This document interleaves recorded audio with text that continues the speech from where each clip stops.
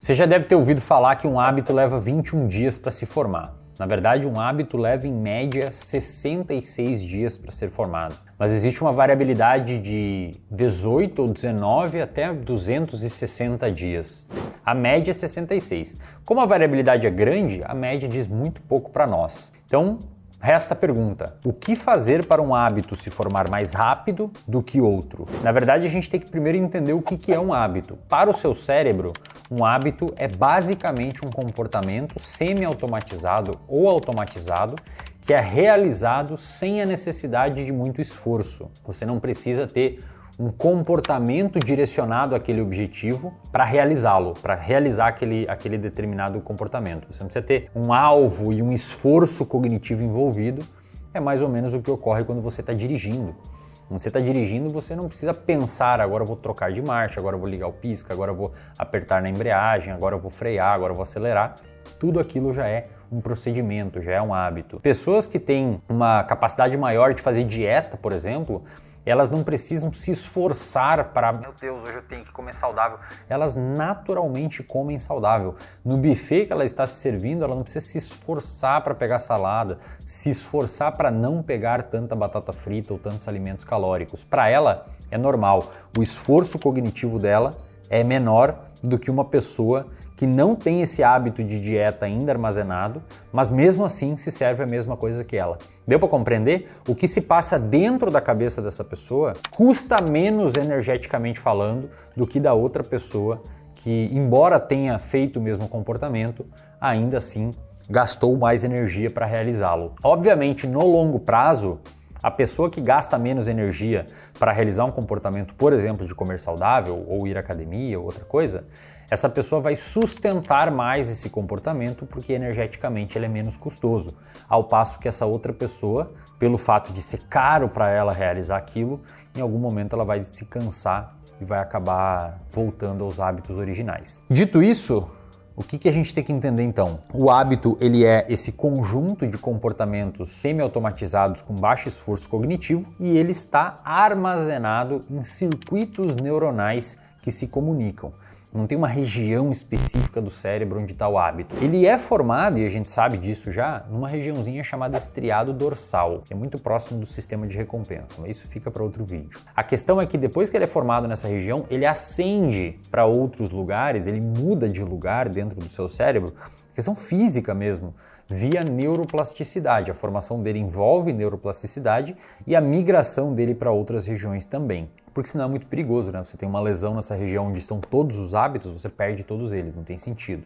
As memórias é igual. Em certo ponto, memórias e hábitos são coisas muito parecidas, a diferença é na nomenclatura e na categorização, mas também isso fica para outro vídeo. E, aliás, se você quiser entender bem sobre hábitos, você pode assistir a aula A Neurociência dos Hábitos.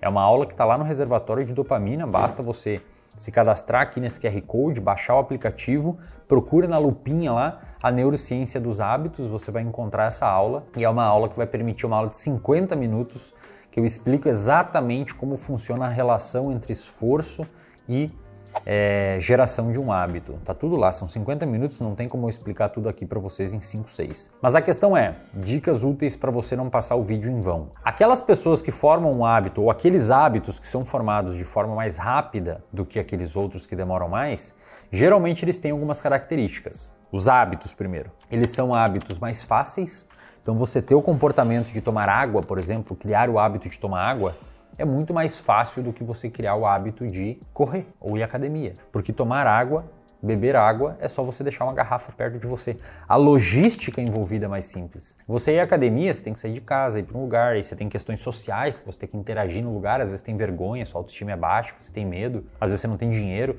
Tem um monte de questões que dificultam o acesso a esse hábito. Beleza? Segundo ponto, o seu interesse, agora já falando no perfil das pessoas, o seu interesse pelo hábito diz muito sobre o quanto tempo vai demorar para formá-lo. Se você tem interesse em ser mais saudável, se você tem vontade de ser mais saudável, isso é uma motivação, e não no sentido genérico de aplaudir o sol ou dizer oi para a lua, mas uma motivação no sentido de você ter motivos para fazer aquilo. E isso faz com que você também tenha uma maior probabilidade de engajar naquele comportamento no longo prazo. tá? Mas, obviamente, tudo isso só vai se traduzir num hábito se você fazer as coisas. A gente sabe hoje, devido aos avanços das neurociências dos últimos 70 anos, pelo menos, desde a década de 50 com o Donald Hebb, a gente sabe que o comportamento, entre aspas, é muito mais, agora eu abro aspas, é muito mais forte que o pensamento, fecha aspas. O que isso quer dizer? Isso quer dizer que você fazer uma determinada ação altera mais o seu cérebro por mecanismos neuroplásticos e inclusive genéticos do que você pensar em uma ação. O pensamento ele é útil para iniciar a motivação que vai sustentar o comportamento, beleza? Mas você precisa fazer. Uma pessoa que tem medo em falar em público, ela diminuirá o medo de falar em público falando em público. Se você botar duas pessoas, uma falando em público mesmo com medo e outra com todos os pensamentos positivos do mundo sobre o quão vai dar certo falar em público, essa aqui vai conseguir falar em público e essa não. Então fazer é mais importante. E a construção de um processo de um novo hábito demanda você fazer. E para isso é imprescindível que você tenha conhecimentos profundos sobre esse processo de formação para você ter motivação para você fazer o comportamento. É por isso que o reservatório de dopamina se chama reservatório de dopamina. Lá você encontra um pool de informações que te dão motivação, afinal de contas, dopamina é o neurotransmissor envolvido por motivação, tá? Não é prazer, é motivação, para você realizar essas alterações comportamentais. Então vire aluno do reservatório de dopamina. Cara, custa menos que uma pizza por mês. Você provavelmente vai chegar no sábado, no domingo, vai tomar algumas cervejas e fumar um Calton. Nem sei se hoje fumam Calton ainda, na época que eu fumava era Calton. E esse valor é o valor do mês do reservatório de dopamina. É um produto super barato, super acessível, dentro de um aplicativo que facilita o seu entendimento, com uma navegabilidade agradável, para você ter conhecimentos como essa aula, a neurociência dos hábitos.